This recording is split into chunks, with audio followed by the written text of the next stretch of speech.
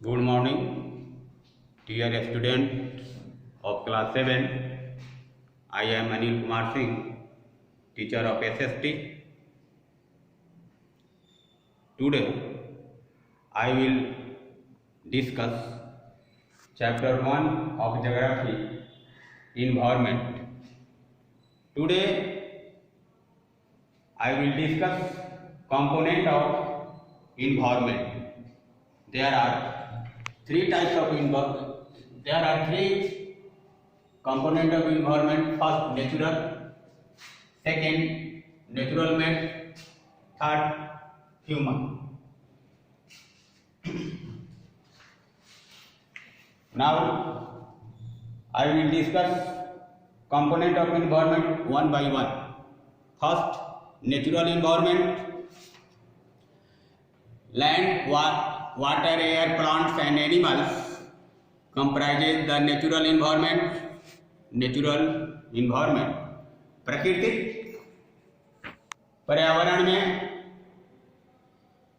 Land भूमि अर्थात lithosphere स्थलमंडल, water hydrosphere अर्थात जलमंडल, air atmosphere अर्थात वायुमंडल एंड लिविंग थिंग्स बायोस्फीयर अर्थात जैवमंडल. So I discuss one by one in lithosphere, hydrosphere, atmosphere and biosphere.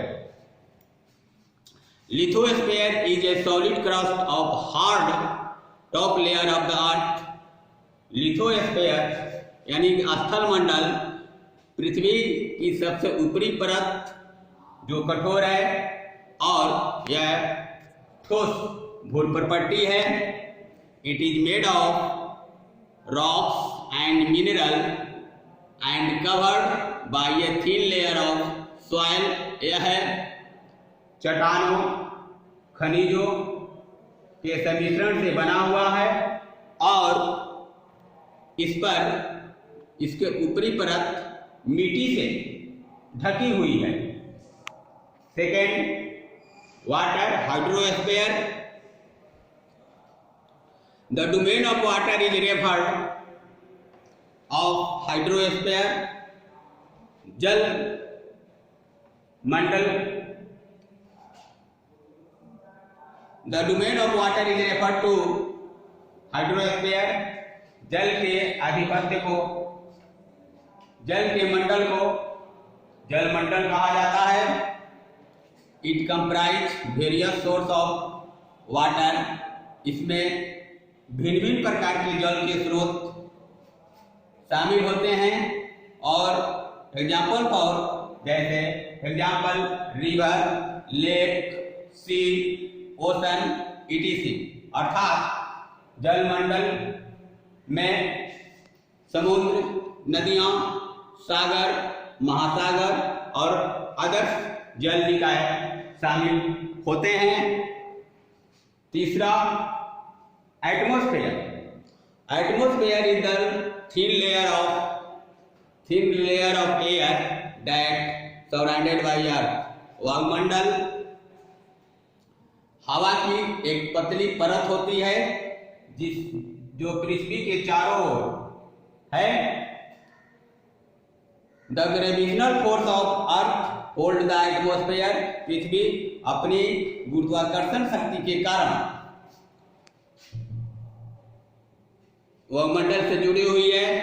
It protects us from harmful rays and scorching heat of the sun. वायुमंडल हमें सूर्य की पराबैंगनी और असहनीय किरणों से, असहनीय उष्मा से हमें बचाती है.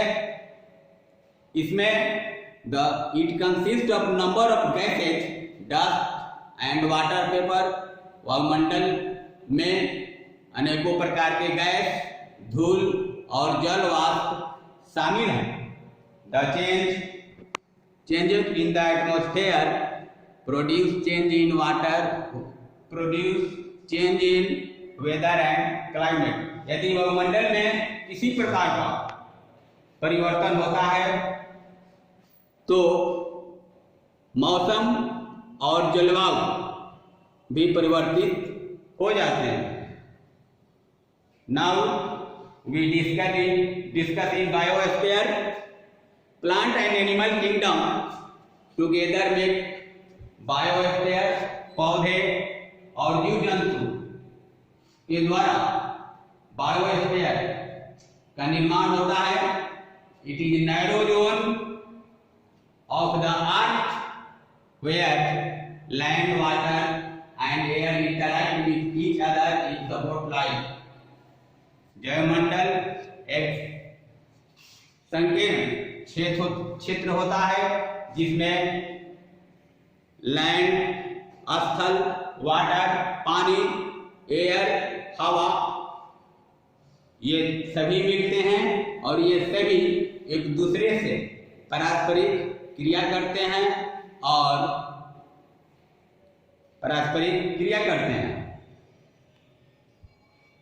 Second, I will discuss in human made.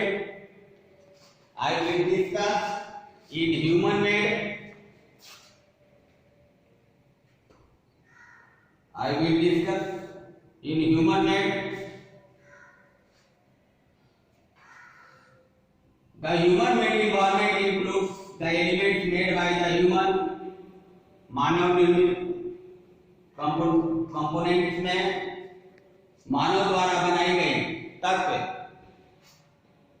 होते हैं, जैसे industries, means of transport, agriculture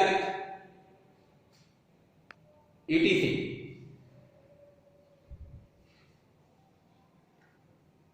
अब third, human being interact with the environment and modify according to their needs. मानव पर्यावरण के साथ पारस्परिक क्रिया करता है और अपनी आवश्यकताओं के अनुसार उसमें परिवर्तन करता है। Early man led in a simple life, आदि मानव पहले सरल जीवन व्यतीत करते थे एंड फुलफिल देयर रिक्वायरमेंट, और अपनी आवश्यकताओं को पूरा करते थे।